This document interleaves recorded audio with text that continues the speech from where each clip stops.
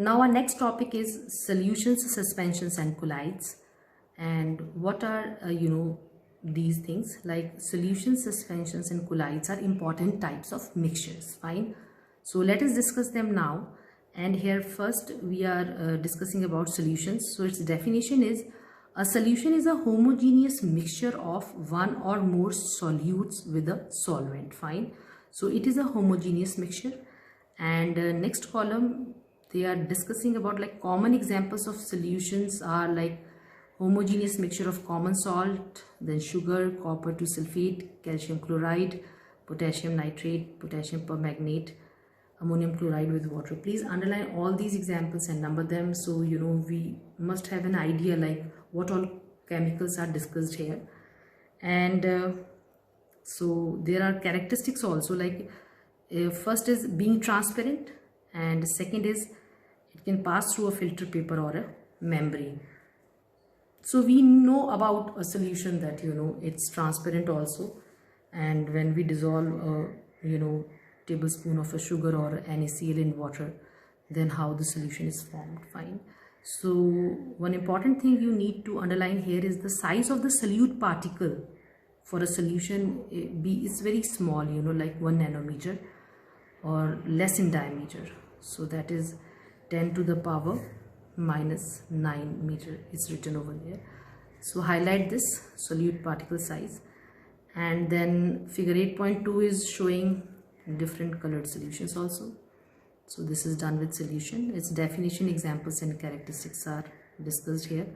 And next is the terms solute and solvent. They are used in respect of a solution. Now if we replace the term solute and solvent with the terms dispersed phase and dispersed medium. Dispersed means continuous respectively for a suspension as well as a colloid. So these are the different types of mixture. Now second is suspensions. So its definition is here, and it says that a suspension is a heterogeneous mixture of one or more dispersed phases in a dispersion medium, right?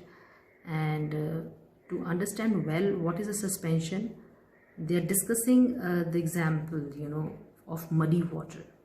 So it says that muddy water is a common example. Fine. And here soil is the what? Soil is the dispersed phase and water is the dispersion medium. Fine.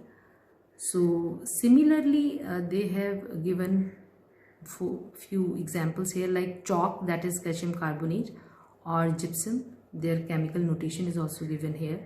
Gypsum is blackboard chalk, white piece of chalk that we use in our school.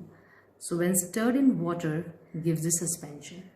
So why it is said that the medium is continuous? Because we have seen that when we dissolve mud in water, till end, few of the particles of mud, they are always suspended in water, the solvent.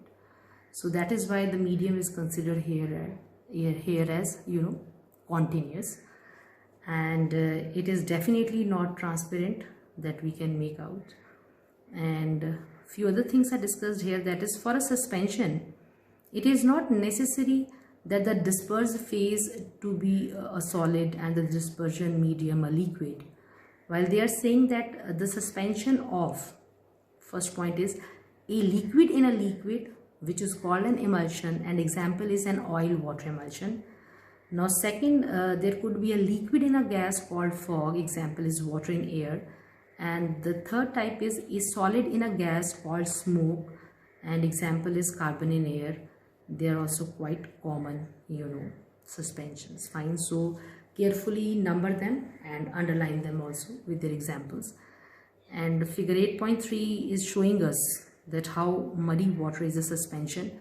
So you can see that continuous medium is there, where few particles are suspended always in solvent, but generally the heavier particles, they settle down. Now next is the size of a dispersed particle in a suspension is much larger than that of a solute in a solution. So its size is like 10 to the power minus 6 meter, so that you have to underline, or more in diameter. Fine. A suspension is not transparent, now that we know, and the dispersed particles slowly settle down because being large, they are heavy too.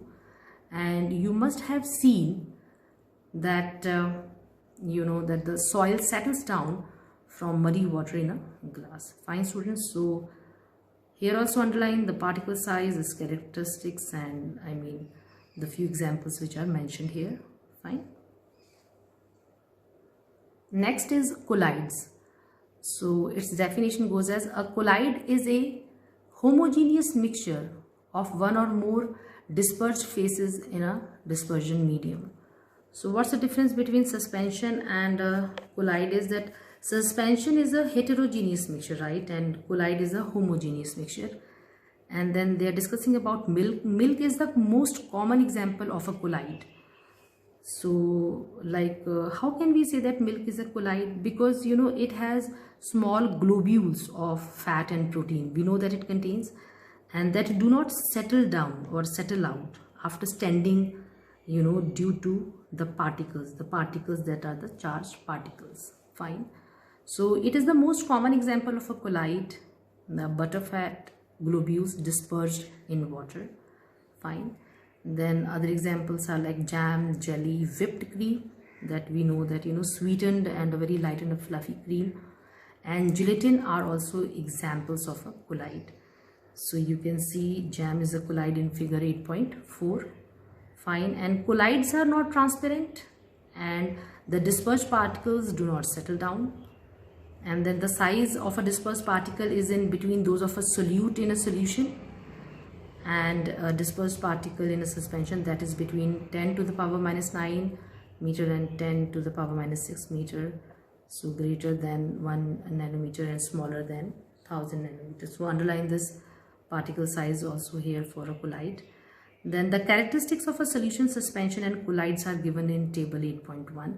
So this table is it is summarizing all the characteristics for these three types of mixtures. It's very important, students, just mark it, and better you can learn it, that will be easy, and go through the examples well and go through these three types of mixtures properly till here.